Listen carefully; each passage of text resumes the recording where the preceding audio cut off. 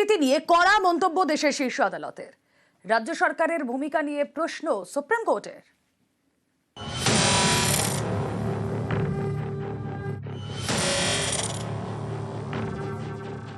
7 এবং 14 September SSC পরীক্ষা। তার আগে একের পর এক মামলা দায়ের হচ্ছে সুপ্রিম কোর্টে। বহু চাকরিহারাই ফের পরীক্ষায় বসার সুযোগ চেয়ে আদালতে যাচ্ছেন। বৃহস্পতিবার তেমনই এক মামলার শুনানি চলাকালীন এসএসসির নিয়োগ দুর্নীতি নিয়ে কড়া মন্তব্য করে দেশের শীর্ষ আদালত।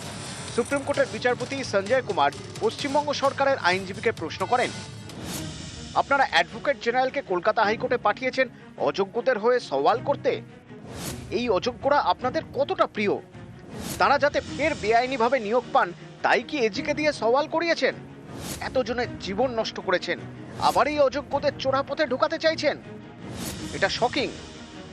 এদিন এসএসসি সংক্রান্ত নতুন কোনো মামলা নিতে চায়নি বিচারপতি সঞ্জয় কুমার এবং বিচারপতি অলোক আরাধের বেঞ্চ।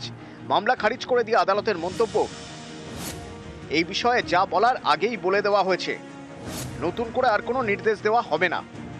এদিকে এসএসসির অযোগ্য তালিকা চ্যালেঞ্জ করে যে কটি আবেদন জমা পড়েছিল কলকাতা হাইকোর্টে, আদালত সবকটি খারিজ করে দিয়েছে।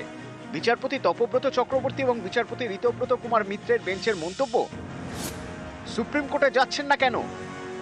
এপ্রিলে রায় দিয়েছে শীর্ষ আদালত, এতদিন কি করছিলেন? নিউজ 18 বাংলা।